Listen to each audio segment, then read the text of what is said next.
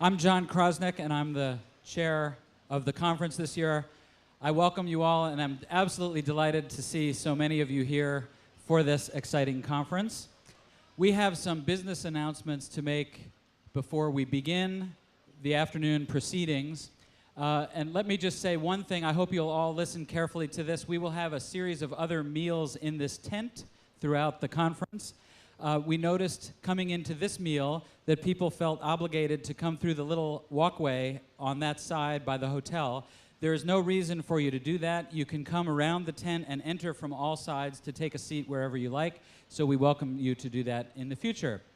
Let me introduce to you certainly the hardest working person who has put this conference together with a large team of other hardworking people. I hope you will express our collective thanks to him. This is Shap Wolf.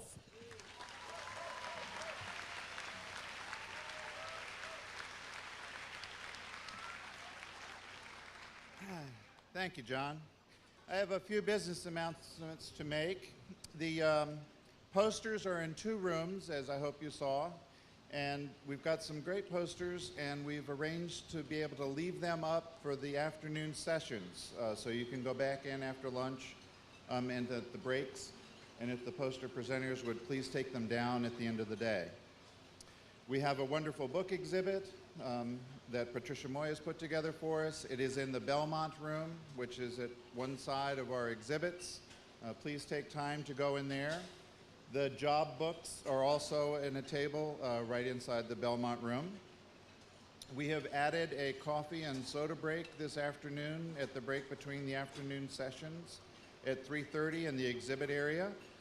I hope you'll take time to have some refreshments there and visit our exhibitors and thank them for supporting AAPOR.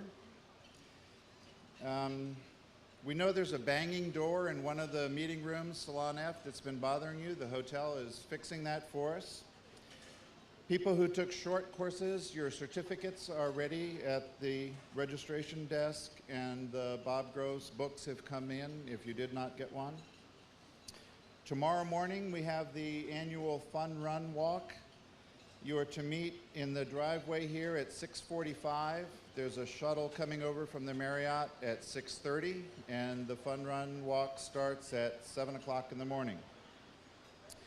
This evening, after the plenary session, there's a pub crawl downtown. Linda Dimitropoulos, our social coordinator. Linda, are you here? Stand up. Find Linda throughout the day and let her know if you're coming. Linda, there's in the corner. Yay! Let her know how many so that we can arrange transportation, or tell us at the registration desk. That's all, and let's welcome John back and thank him for putting together such an excellent program for us.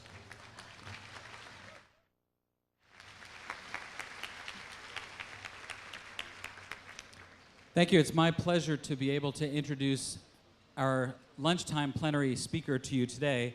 The lunchtime plenary is made possible through a program called the Decade of Behavior. If you have your binoculars and look closely at the front of the podium, you will see the official Decade of Behavior sign. The Decade of Behavior is an initiative to highlight attention on how research in the behavioral and social sciences can and does address many of our nation's ongoing challenges. Through a focus on 5 broad themes: education, safety, health, prosperity, and democracy, the Decade of Behavior serves as a catalyst for activities directed toward the public, policymakers, and scientists.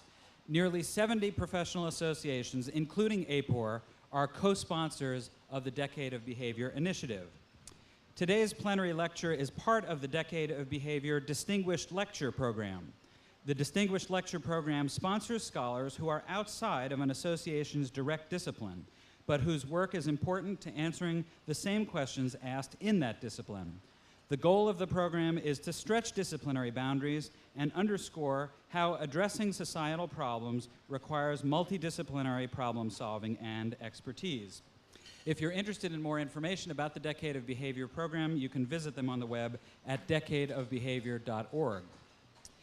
Our lecturer today mostly meets the criteria for the Decade of Behavior program, although I will tell you that he is an AAPOR member, has been for some time, and has published research in Public Opinion Quarterly in the past. Rich Petty is currently Distinguished University Professor at Ohio State University in the Department of Psychology, following a stint as a professor of psychology at the University of Missouri. His PhD is from Ohio State University in social psychology. His BA degree from the University of Virginia was in government and foreign affairs. He has to date published 8 books and over 180 journal articles and chapters. His book titles include Attitudes and Persuasion, Classic and Contemporary Approaches, Perspectives in Cardiovascular Psychophysiology, Social Psychophysiology, a Source Book, and Communication and Persuasion, Central and Peripheral Routes to Attitude Change. Rich has received many awards for his work. He is a fellow of the American Association for the Advancement of Science. He received the Ohio State University Distinguished Scholar Award, the Society for Consumer Psychology's Distinguished Scientist Lecturer Award, the Society for Consumer Psychology's Distinguished Scientific Contribution Award, the Donald T. Fisk Distinguished Lecturership at the University of Chicago, and the Donald T. Campbell Award for Distinguished Scientific Contributions to Social Psychology. Rich has served on a number of major national advisory panels, including the National Academy of Sciences Committee on Implementing Dietary Guidelines to Improve the Health of Americans, the National Institute on Drug Abuse panel on using persuasive communication to prevent drug abuse, and the National Science Foundation panel on the human dimensions of global change. It is with great pleasure that I hope you will join me in welcoming to the podium Rich Petty.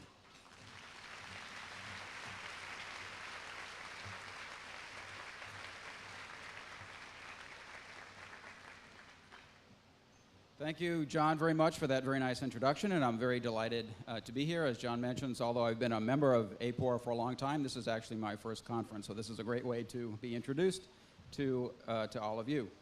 The topic of my talk today is the psychology of opinion formation and change, and I'm going to focus on some of the research we've done over the past 20 years or so, looking at how individual differences are important in this regard. This work, of course, it hasn't been done by myself, but with many collaborators who are acknowledged here. And gee, I actually think you can see those. That's great. I've studied attitudes and persuasion for the past 20 years, where attitudes, we talk about changing or how people form their general evaluations of things. As I stand up here, I realize this is probably the only group in the entire world. I don't have to explain what attitudes and opinions are. But for the 3 of you out there who may not be familiar with this, this deals with topics such as, in the area of politics, was the war with Iraq good or bad? In the area of health, you might ask, is the new smallpox vaccine beneficial or harmful? In business, you might ask, is your perception of vanilla Coke favorable or unfavorable? And in academics, you might ask, is it worthwhile or worthless to listen to a talk in a big, hot, white tent?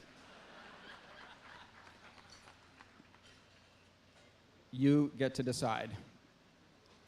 In terms of understanding evaluation, there are 2 critical issues that we've explored in our research. One issue has to do with, when do people evaluate? That is, do they engage in an evaluation at the time they get the information? So as you're listening to this talk today, are you forming opinions about it while you listen to it? It's a good talk, it's a terrible talk, whatever.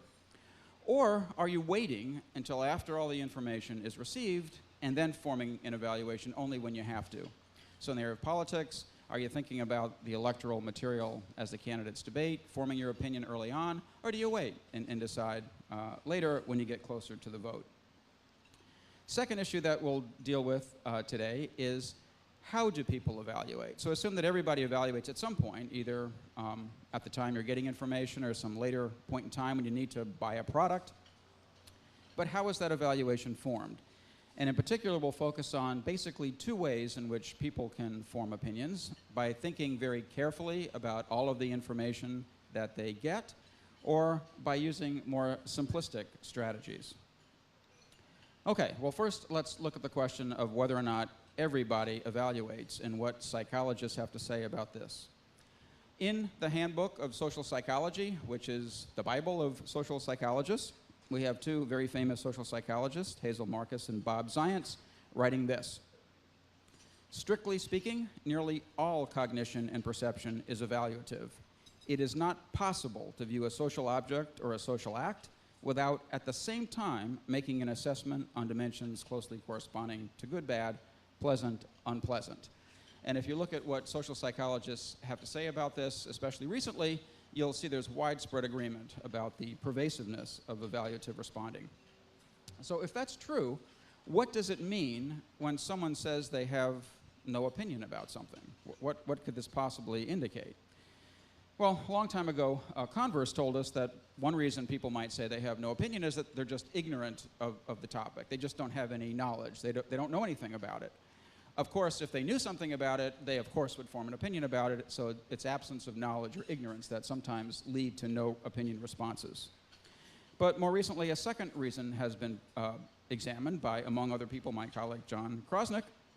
He says, well, maybe people are just lazy, and it takes work to retrieve an opinion. You have to think about the issue, you have to understand the question, you have to do a lot of cognitive work, and so someone might just say no opinion because that's an easy thing to do. And there's certainly plenty of evidence that those are two reasons why people might express no opinion. But are there some other possibilities? One I'd like to consider today is this. And as an example, take a look at this transcript from an opinion survey.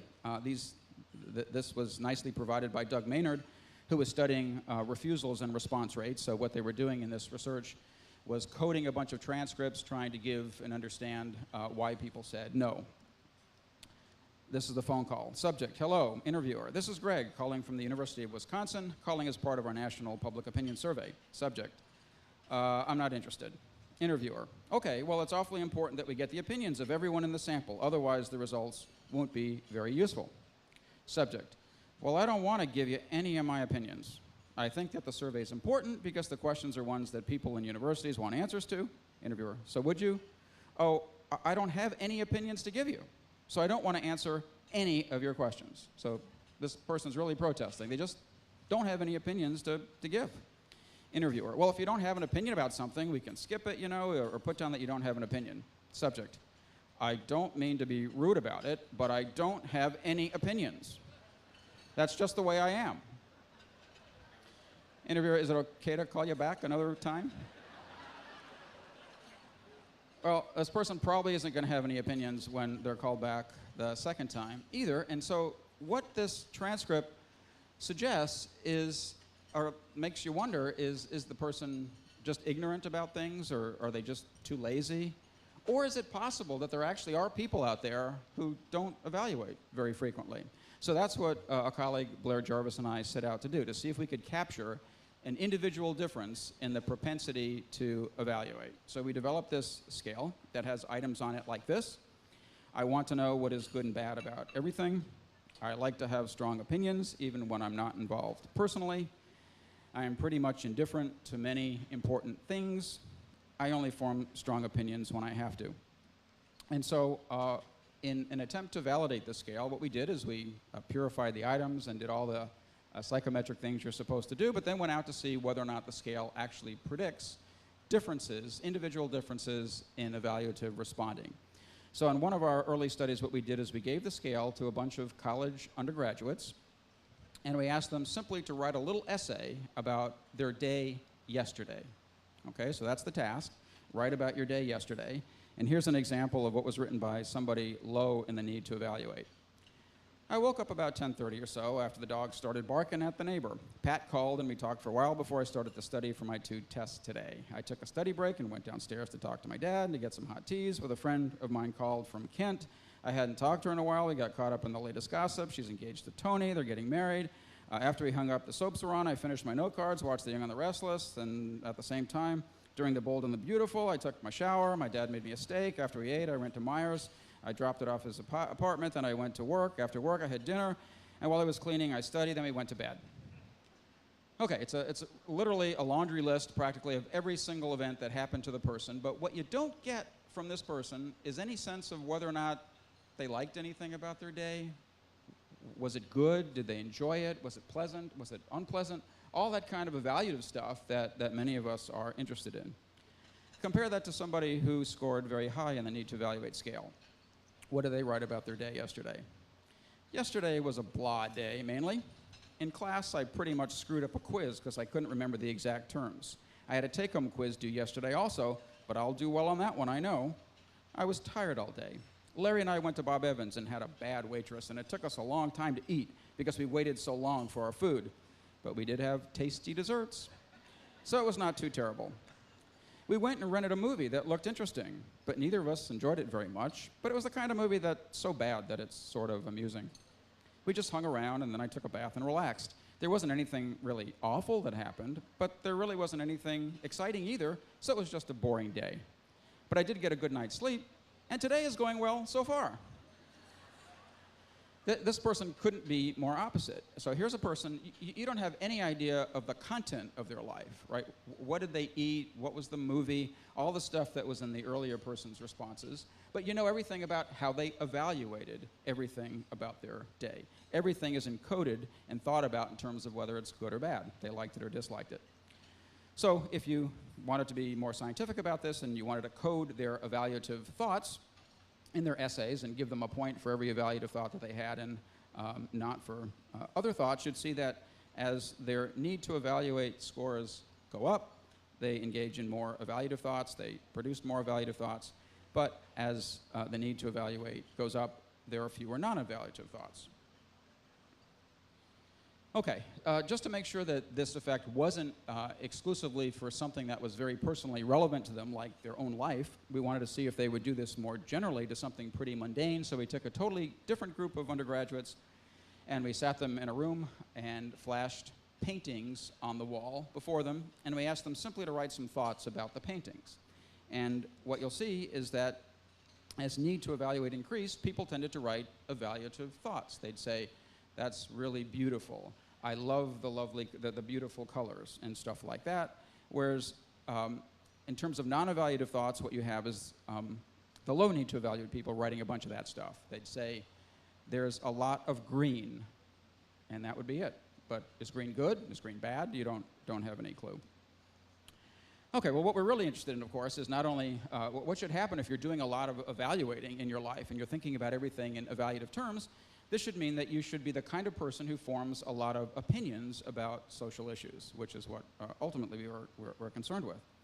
So to examine that, we had undergraduates complete the need to evaluate scale, which has 16 items. We also measured a bunch of other individual differences, at least 4, and measured knowledge because we wanted to make sure that the effects weren't being driven by just absence of information about these topics. The participants responded to 29 items, all of which came from the 1990 national election study. So they were on important topics such as environmental protection, legalized abortion, capital punishment, affirmative action, stuff like that. And all of the items, we made sure to include a no opinion option. All the other response options were whatever they happened to be on the national election study. And what you can see clearly from this is that, as we expected, as need to evaluate goes up, there are fewer no opinion responses. And so what I want to argue from these data is that, in fact, some of the time when people give no opinions, it's not that they're ignorant. Our low need to evaluate people had just as much knowledge about these topics. They could report beliefs, information, and so forth. They're just not thinking about whether this is a good thing or a bad thing. So they don't really have a ready opinion to give you. And in fact, if that guy from the survey is any indication, it might actually even be unpleasant in some cases to do it. Okay, now, if you're evaluating, we would expect, and what we think happens here is that people form their opinions spontaneously, not forming an opinion instantly at the time that I ask you the question. And so to look at whether or not people formed opinions spontaneously, we had undergraduates complete the need to evaluate scale. And then we gave them some information about something for which they were unfamiliar. These are statements about this hypothetical person, Marie, although they thought the person was real. And what they read was 10 good things about Marie, such as she bought groceries for her elderly neighbor during a storm. and 10 negative things. When she bumped a car in the parking lot, she left without leaving a note. Not a nice thing to do. And all these items were intermixed. The question we were interested in was whether or not people would spontaneously form an evaluation of Marie. And to assess this, we looked at how quickly they gave an opinion about Marie. If you're forming an opinion at the time the information is received, you should be able to give it faster than if you haven't, so that's one criterion. Second, we asked people to remember information about Marie, and both we expect people high and people low in need to evaluate to be able to recall information, but the people who haven't formed an opinion already, when we finally ask them for an opinion, they will be dependent on what they can remember about Marie in order to form that opinion, because they're not doing it until we ask them to. And so they should show a high correlation between the evaluations of what they can remember, how many positive or negative things, and what their attitude is. And so we can see quite nicely with the reaction time data, there's almost a 2-second difference between how quickly people high in their need to evaluate and people low in their need to evaluate reported their opinions. And there's also a nice difference in the attitude recall correlation. So the low need to evaluate people are slower to give their opinions, and they're more reliant on what they can remember because presumably they're not giving an evaluation or forming one until they're asked to. Okay, well, what are some of the implications of this individual difference?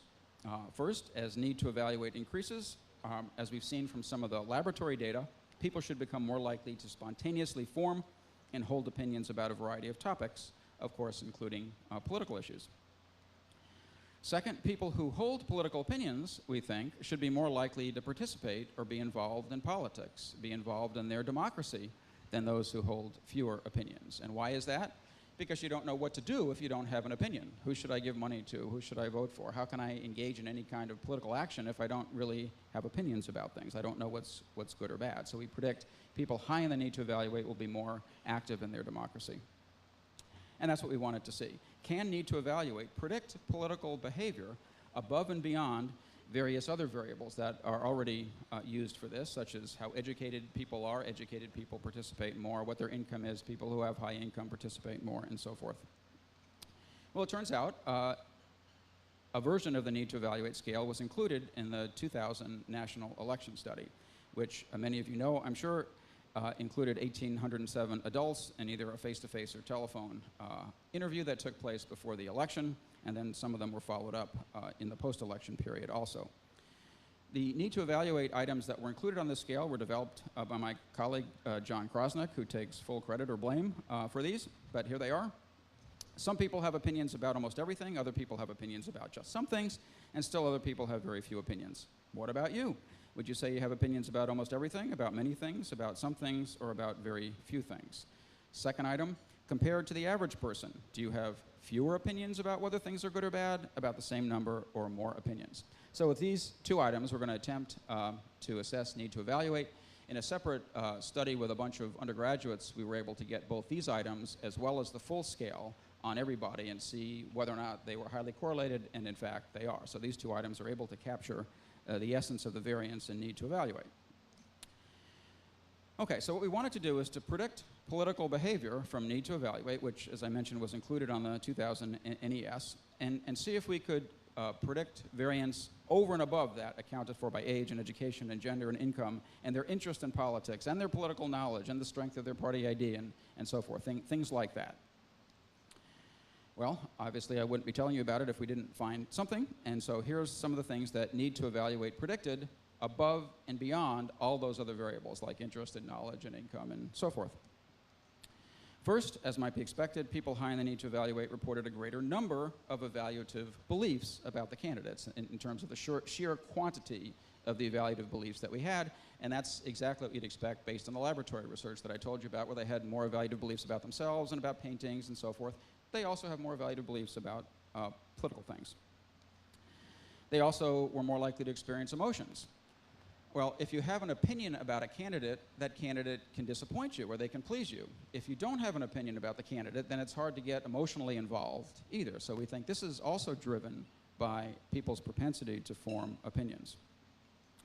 They were more likely to base their preferences on these evaluations of particular positions. And as we expected, they were more likely to engage in political activism. And again, this is a predictor above and beyond their knowledge and interest and that kind of stuff. So they were more likely to wear campaign buttons, to donate money to candidates and so forth. And we think this is an effect merely of being more likely to have an opinion. They were more likely to follow politics in the media, and they were more likely to report having voted. So on virtually every behavior that we looked at, people high in the need to evaluate were more intensively involved in their democratic system. Okay, so what can we conclude about need to evaluate? People differ in their tendency to spontaneously evaluate. Some people do it frequently, like probably most of us, and others hardly do it at all. The more a person evaluates, the more likely the person is to form and hold opinions about a variety of issues. People who do not chronically evaluate form opinions when needed, based on what they can retrieve from memory. So people low in the need to evaluate still end up voting, though not in as high numbers as people high in the need to evaluate, and they form their opinions later on what they can remember about the campaign, not what came earlier. Being high in the need to evaluate thus predicts a variety of political responses. Okay, so in addition to the big two, you might say, about why people express no opinions, that they just don't have any information, that they're too lazy to engage in this, we believe that people also do not report opinions just because they didn't form them, because they don't enjoy evaluating. Okay, let me turn to the second issue that we've studied, and this is the issue we've studied much more in our research than the first one, but it's the question of how do people evaluate? And there are lots of ways you could slice the pie about how people evaluate. What we've looked at in particular is how much thinking people do when they evaluate, and in particular, do they form opinions with relatively little thought? For example, if it's hot in here, you might say you don't like the talk, but it's really the heat talking. Remember that. It isn't the quality of the talk. Or will you listen to every word that I say and evaluate it and think carefully about the merits of my arguments? Did I really present good evidence for the concept of need to evaluate? And advertisers, of course, like others, assume that sometimes we like to do a lot of thinking. Here's an advertisement that you can't read very well from the state of Kentucky, but it gives you tons of reasons to visit the state of Kentucky. They've got shopping and music and all sorts of wonderful things. West Virginia, on the other hand,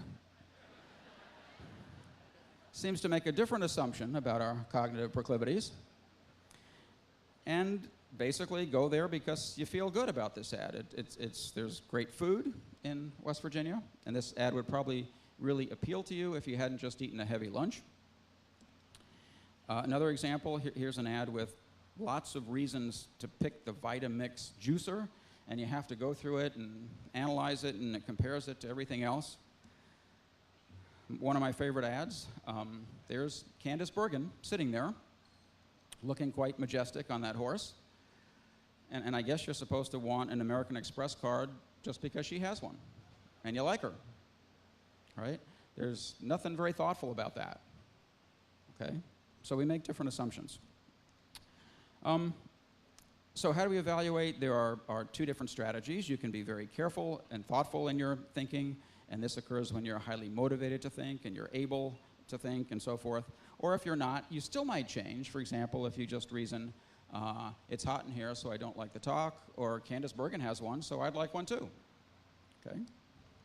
Now here's an ad that's kind of a hybrid. That's one of my favorites, and that's that it looks like it has lots of information in it, but unlike that Vitamix ad, they're trying to make it easy for you to encode it. So there's a bunch of yeses and a bunch of nos. And so you might come away from this ad thinking that, well, there are just lots of reasons to get a Ford. I don't really have to read all the reasons like you had to do in the Vitamix ad. But if you look more closely at this advertisement, look at the actual arguments. Number 2 up there is free scheduled maintenance, where Ford has it for 2 years and Chrysler has it for 5 years. Okay, so they probably don't want you looking at it all that closely. And look at the one at the bottom, one of my favorites. Cash and coverage available at every Ford dealer.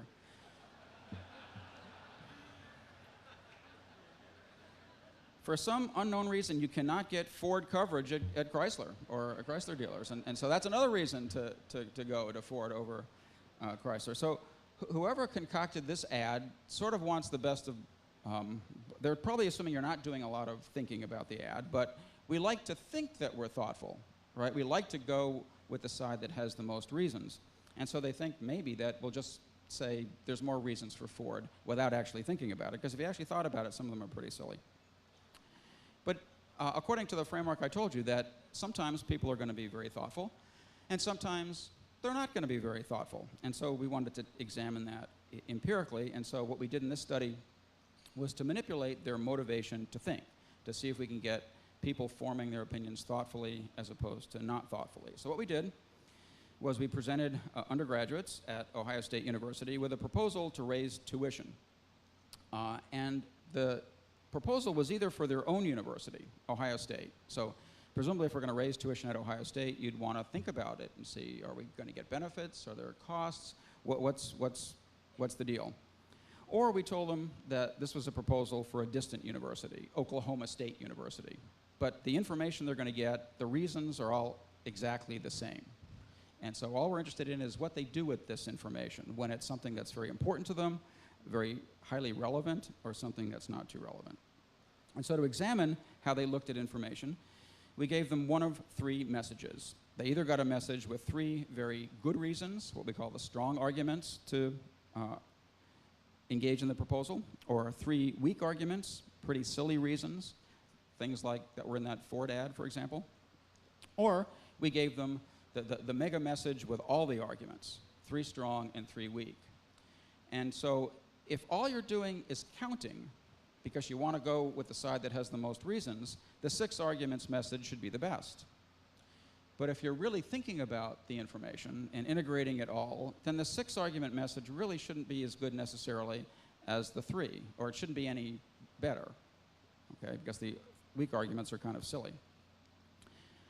Okay, when the proposal was for Ohio State University, that's the high motivation to think people, we manipulate and randomly assign people to these conditions, you can see there's a nice big effect between the 3 strong arguments and the 3 weak arguments. And adding 3 weak arguments to the strong doesn't improve things any. So that's statistically the same as the 3 strong arguments. And that's sensible if you're being rational. I give you 3 stupid reasons, it doesn't enhance things. If anything, maybe it detracts a little bit.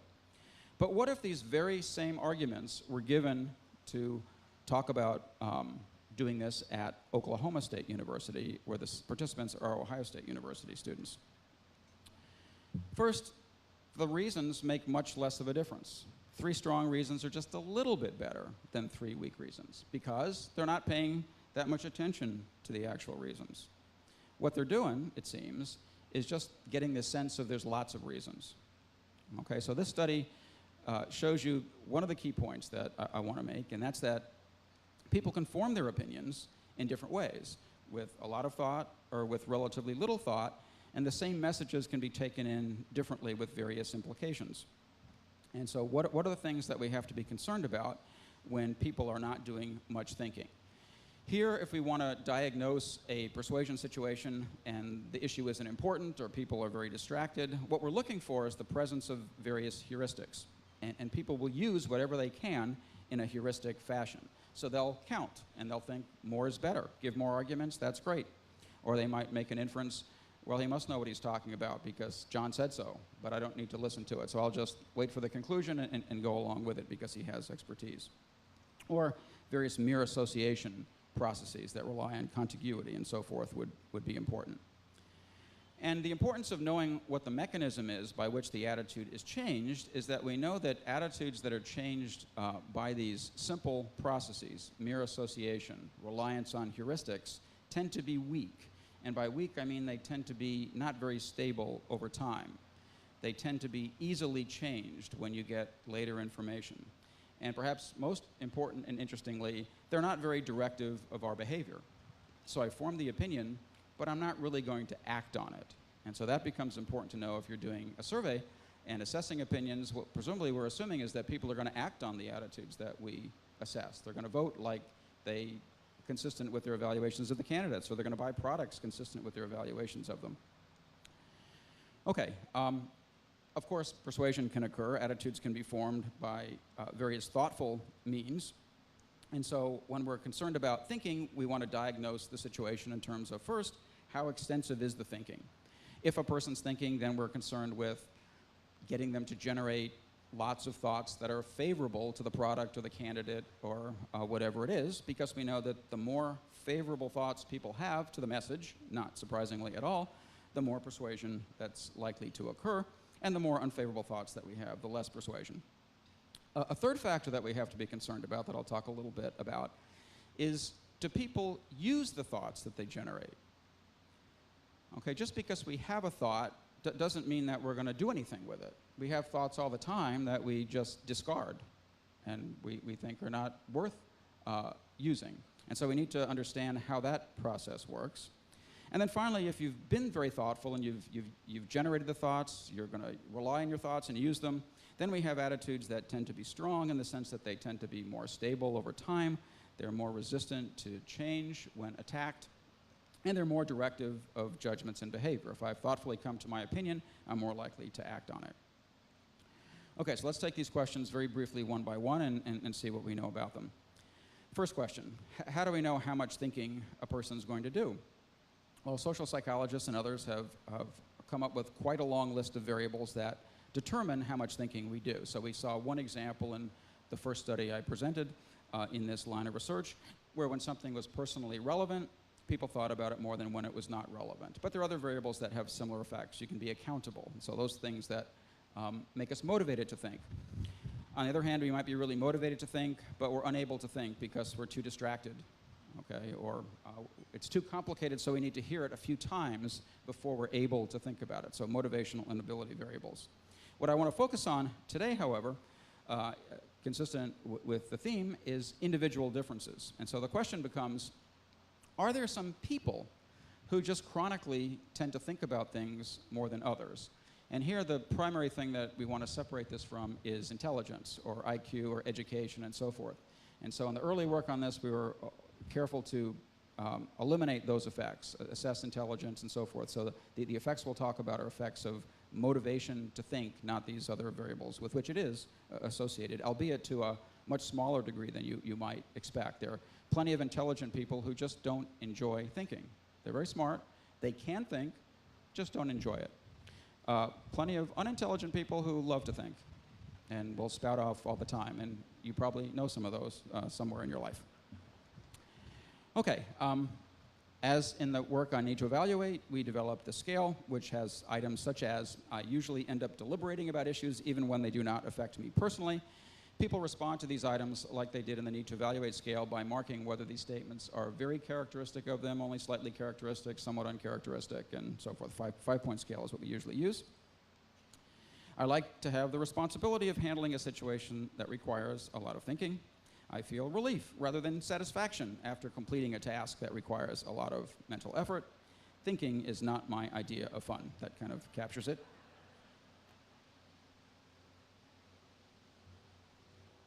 Okay, so we have these 18 items that do it.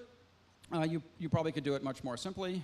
Here's an advertisement from the New York Review of Books that I kind of like, that attempts to capture this dimension in 2 items. If you look at this, basically you have to pick one of these. Yes, I'm an intellectual and proud of it. No, I don't like to think. And pretty good. Okay, what do we predict about people who are high in their need for cognition? This is the dimension of your propensity to enjoy thinking. Well, you should think more carefully about issue-relevant information. So to examine this, what you would do is a study like this, which I'll describe, where we showed people an advertisement for a new product, and we included either strong or weak arguments in the ad. You remember the study I told you about before? Personal relevance was one of those things. When something was really relevant, we paid more attention to the quality of the information that we got. So the same should be true of this individual difference if it captures that same variance. So the ads had, for this razor, had really good arguments, like it has unsurpassed sharpness and chemical bonding that allows for an incredibly smooth shave, and so arguments like that. There were some others.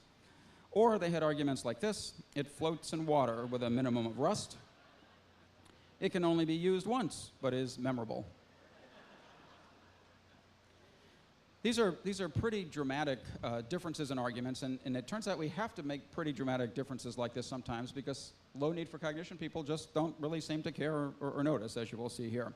So here we've divided people at the median into those high and low in need for cognition. And you can see, really, it's the people who score high on the scale who are showing the big difference for that pretty blatant manipulation. They're considering the actual merits of whatever it is. And in this case, it's a mundane thing like a razor, something that has no particular importance to them, right? So we didn't raise the importance of it in any way. They just like to think. You give them something, they think about it, even if it's for this advertisement for this razor. People low in need for cognition don't seem to notice, don't seem to care. Okay, well, if people high in need for cognition think about issue-relevant information, their attitudes should be based on their issue-relevant beliefs. And so we wanted to see whether or not that was true, and also take the need for cognition scale out into the quote-unquote real world. So in collaboration with the Energy Department of the City of Columbia, Missouri, we sent to 435 residents a survey that the power company at the time was interested in energy conservation. And so what they wanted to do was to be able to take control of individuals' air conditioners during the summertime and shut them off whenever the power company reached its peak load. Okay, and so what they were soliciting our help with was trying to find out whether people would like this or not. Not surprisingly, on average, people don't like it. You wouldn't. It gets really hot in Columbia, Missouri in the summertime. But more important, they wanted to know why.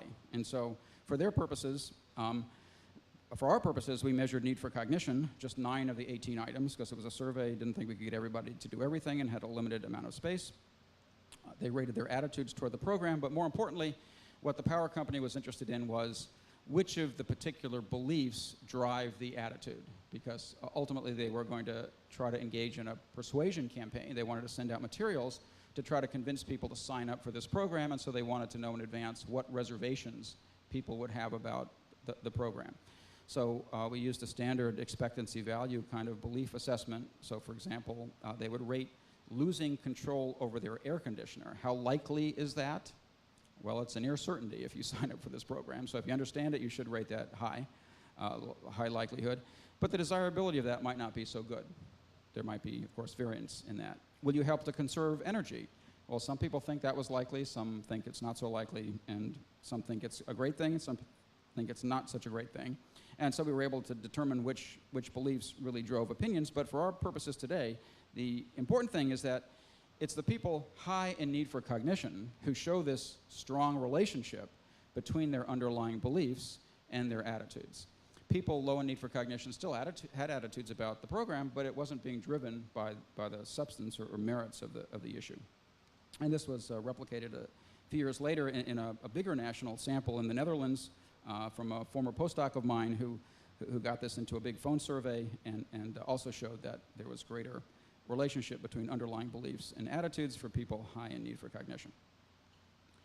Well, if people high in need for cognition think more about issue-relevant information and they have attitudes that are based on their underlying beliefs, they also should be less susceptible to, basing their attitudes on simple heuristic and association processes. And so in this case, what we wanted to do was to vary something about a message. In this case, I'm going to show you an advertisement just because it's visually easier to see. And in this case, it should be something that's really irrelevant to the talk. Like the heat in the room, I'll remind you again, is irrelevant to your evaluation of the merits of the talk, as is the attractiveness of the person in this advertisement for an electronic typewriter, right? Not really relevant. You should be focusing on the merits of the issue. But we wanted to compare this ad with this one.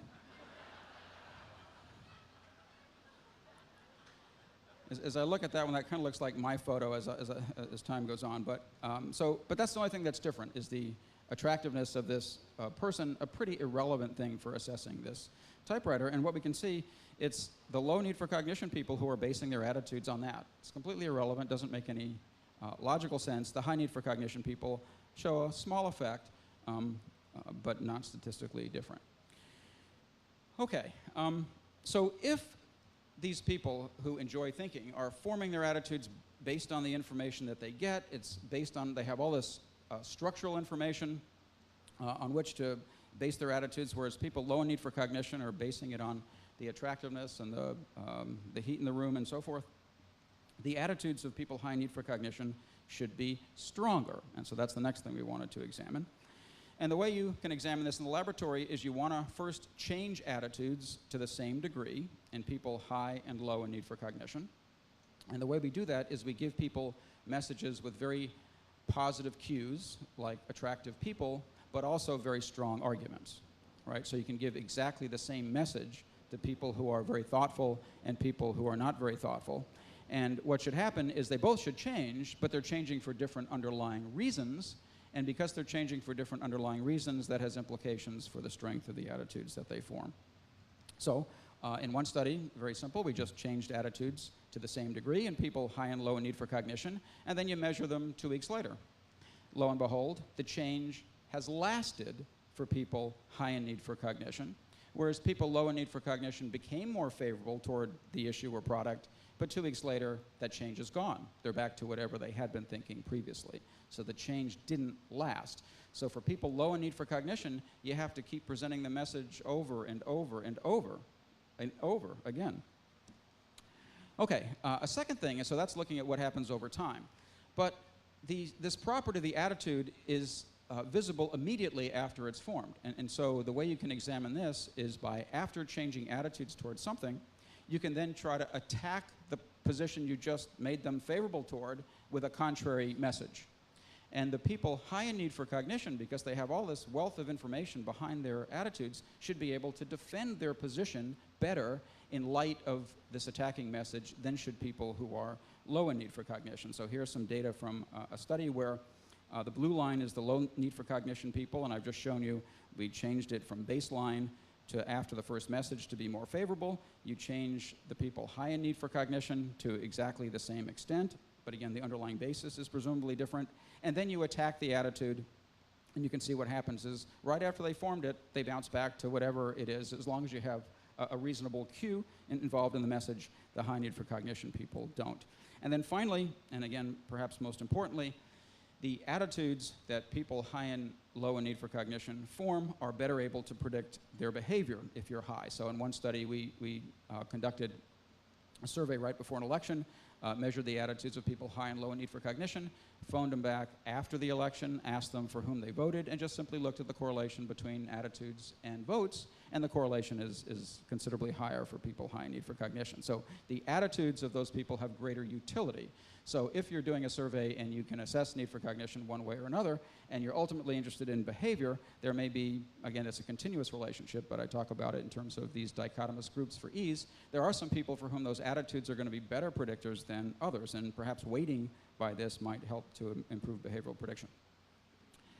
Okay, what do we know so far? People high in need for cognition think more about issue-relevant information. Thus, they're influenced by its quality. They have attitudes that are based on underlying beliefs. They're less influenced by simple inference and association processes, and they have attitudes that are stronger. So far, it sounds like being a high need for cognition person, being thoughtful in your opinions, is a good thing. You do more careful thinking, you act on what you believe. Isn't this how we all want to be? Well, let's see. Is there any reason to suspect that there might be a downside to this? Well, there are two kinds of biases to which thoughtful people might be more susceptible than non-thoughtful people. And the first bias has to do with the valence of the thoughts. Because all I've told you so far about high need for cognition people is they're going to generate thoughts, right? They're going to be doing a lot of thoughts. But what's going to determine what those are? Well, if you give people clearly strong arguments or weak arguments, yeah, that's going to determine the valence of their thoughts, and it's going to look like they're completely rational. But we know from other work in social psychology that there are various things in the environment that can bias the thoughts when you're generating them. So let's take an example of mood effects. We know that when people are feeling good, they rate the economy is better than when they're not feeling good. In the study by Forgas, he assessed people's opinions about the economy after they came out of a happy movie or a sad movie. Lo and behold, when they came out of the happy movie, the economy was great. When they came out of a sad movie, the economy wasn't that great. Norb Schwartz and his colleagues have done studies similar to this. When the weather is good, people rate their life satisfaction as higher than when the weather is poor. But what's responsible for this? Well, the most common explanation is that mood is a simple cue. I use this example myself. It's hot in here, so you're not going to like my talk. It doesn't really require an effortful process to do that. And if that's what's happening, these effects should work mostly for those low in need for cognition. But we also know from other work in cognitive psychology that when we're in a really good mood, there's a spreading activation to other good things stored in memory. And so if you're really thinking, trying to generate and retrieve information, what's going to happen if you're in a good mood and you're trying to think is you're more likely to think positive things or retrieve positive things. And so this is a very thoughtful way in which the same bias can occur. And if that's the mechanism behind the bias, it should work better for those high in need for cognition. Well, we don't actually have to choose which of these is the mechanism because both of these are true, but they're going to be true for different people. Different people, different mechanisms of the bias. And that's what we wanted to show in this study. So we had a bunch of undergraduates put in a positive or a neutral mood to vary that. They then got a persuasive message, and we took our various measures, and we separated them into those high and low in need for cognition. And this is the high need for cognition group. You can see the more positive they felt when they were in the positive mood group, the more positive their thoughts were. So mood is having a biasing impact on what they think. The more positive their thoughts were, of course, the more positive their attitude. There's no direct effect. For people low in need for cognition, it's just the opposite. Mood is not biasing their thoughts. They're just making this simple inference. I feel good, so I'll go along with whatever it is. So on the surface, if you just looked at the attitude measure, it would look like the biasing effect was identical. When you look at the mechanism, you see the effect is quite different. It occurs for different reasons for these different groups of people. And that's important because the highly thoughtful people are the ones who are more likely to act on this attitude that's been formed through this irrelevant bias, right? Low need for cognition people, they have this bias. It's not going to last very long, not going to have a big impact on their behavior. So in this case, it's the thoughtful people who are in most jeopardy. So if you're hot here and you're high in need for cognition, it's going to bias the thoughts you have about my talk, which is unfortunate because you're going to walk out of here and tell everybody about it. You're going to be really resistant to change later and so forth. Okay, so we've seen that that's one kind of bias. We call that a valence bias. And there are a number of variables that can induce this valence bias, like affect or mood is one thing. But anything that happens to be activated in memory, either consciously or subconsciously, can have the same effect for people who are high in need for cognition.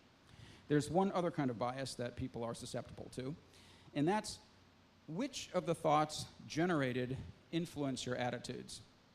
Now, this is a bias that's particularly likely for thoughtful people because for non-thoughtful people, they're not even having very many thoughts. So who cares about what they think about their thoughts, right? They don't have any.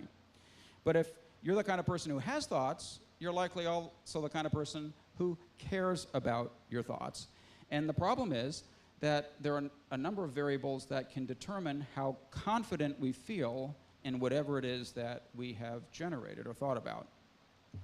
What is the thought confidence effect? And this is just one example of a use bias. Others would be if the thoughts are accessible, you're more likely to use them than if they're non-accessible. But there are a whole variety of variables that fall under this. I'll talk about this one. So the idea basically, again, is after you've generated a thought, do you think about the validity of the thought? And if you think your thought is great, then you're going to go forward and form your attitude based on it. And if you think your thought's not so great or you have some reason to doubt it, then you won't use it. Okay, the more confidence you have in your thoughts, the more your thoughts should determine your attitude. So now we're holding constant, people had thoughts, right? So we're only talking about the people who've had a lot of thoughts. And so this is a separate predictor. You had 5 thoughts, I had 5 thoughts. If I have a lot of confidence in my thoughts, I'll be more favorable than you if I had 5 favorable thoughts and you did too. So increasing confidence in favorable thoughts increases persuasion, but increasing confidence in unfavorable thoughts reduces it. Just an example of a recent study we did to examine this.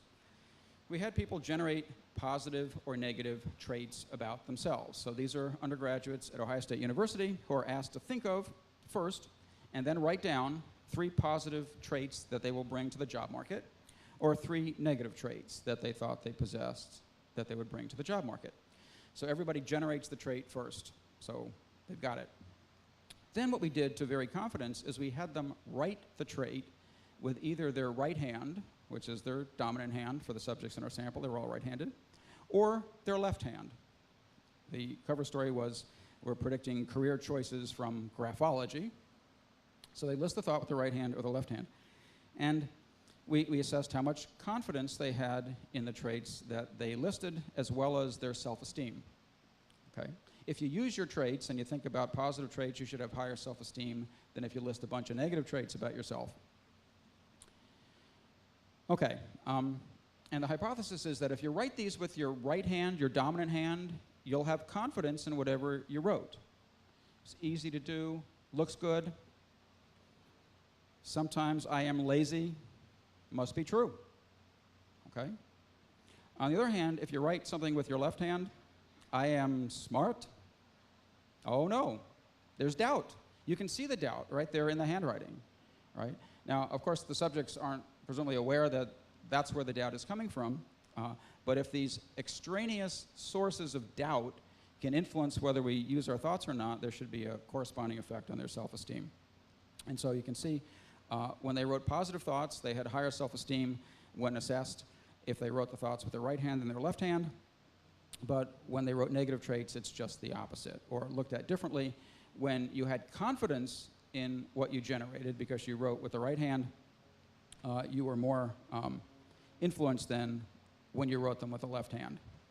And mediation of this effect is totally through trait confidence. Okay? When you wrote with your right hand, you had confidence in what you wrote.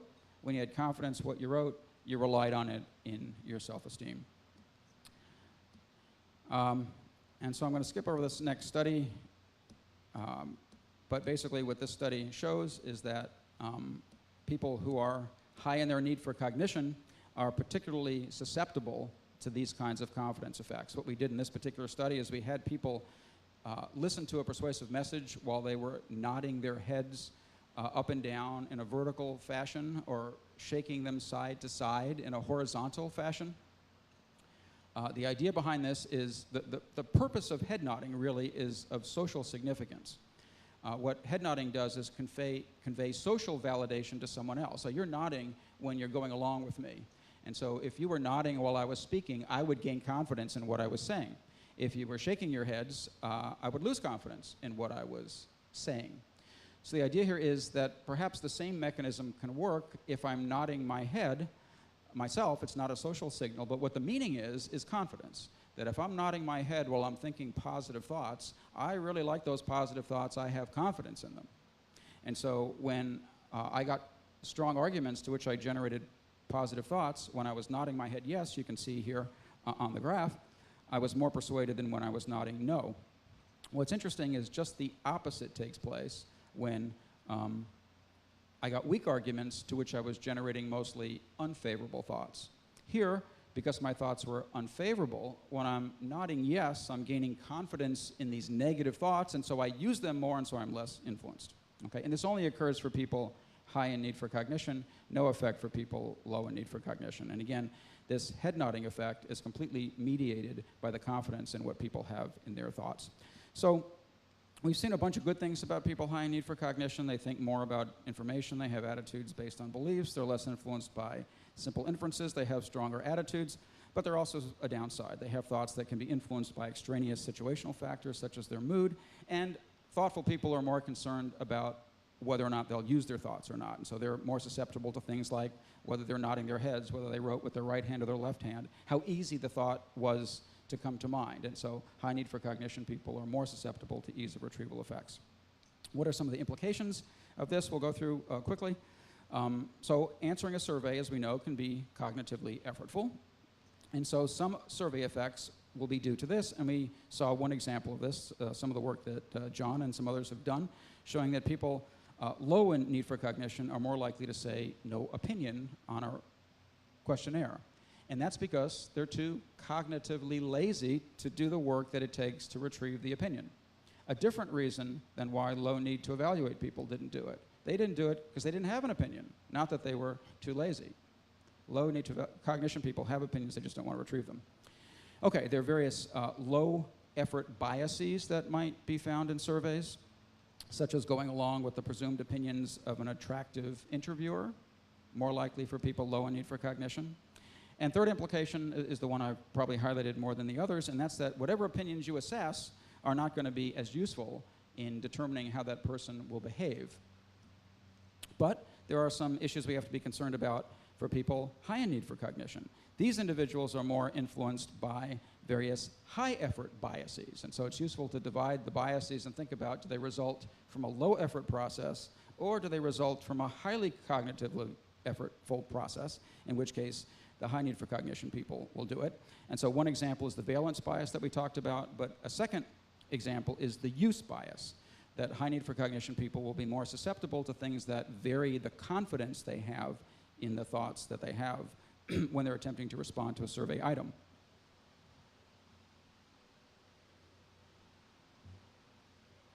What features of a survey could affect the confidence you have in your responses? Remember, I gave you an example of some research from our lab that varied whether or not people responded to a question with their right hand or their left hand. Okay?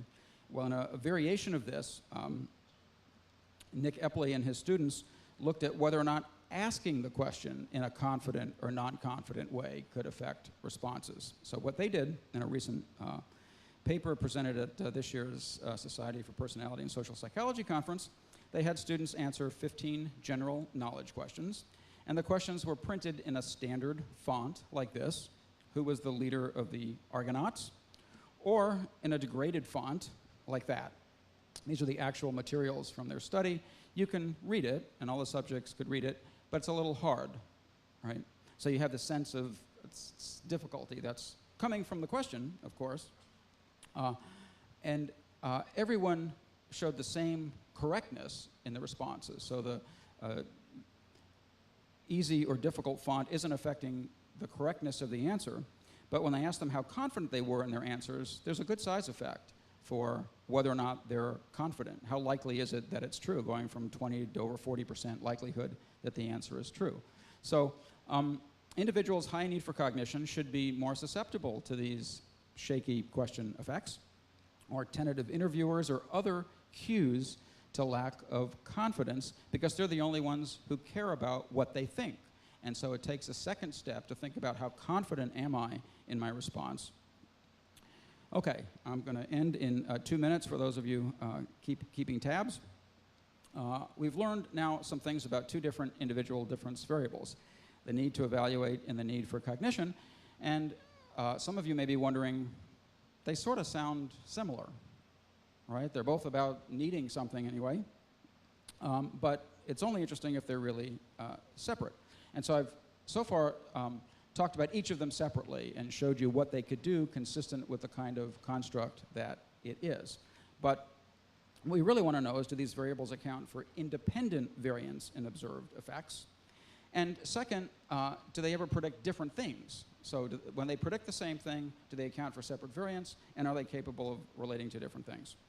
So to do that, you need to include them both in the same study. And I'll give you one example from some work we've done on opinion formation.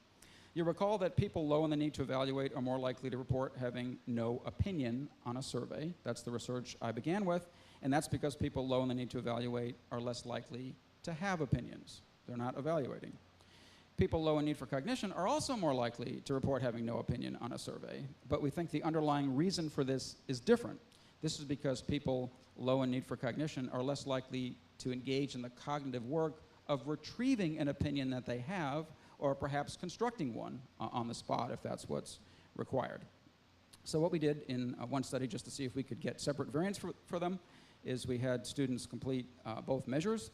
Then they responded to 32 real issues, like on capital punishment, affirmative action, prayer, and school. We also had them respond to 2 fake issues, and I'll tell you why in a second. These were the Agricultural Trade Act and the Monetary Control Bill, issues about which people had really no information. What do we expect on the real issues? We expect both need to evaluate and need for cognition to show similar effects. They both should report no opinion more often. The effect should be independent of each other, and that's what you can see in this case. This is the number of no opinions reported.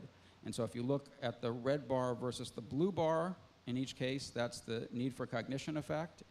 For both low and high need to evaluate individuals, there's an effect of need for cognition. But if you compare across, you can see that at both levels of need for cognition, there's also a need to evaluate effect. That when you're low in need to evaluate, you express more no opinion. So there's no interaction, they're just two main effects. They're independent sources of variance. What about the bogus issues? Here we think there is a reason to suspect there'd be difference. We think people low in need for cognition, but not those low in need to evaluate, should report fewer opinions on the bogus items. And this is because the effect for need to evaluate is due to retrieval. There should be no difference on bogus issues because nobody has any real opinions here anyway, right?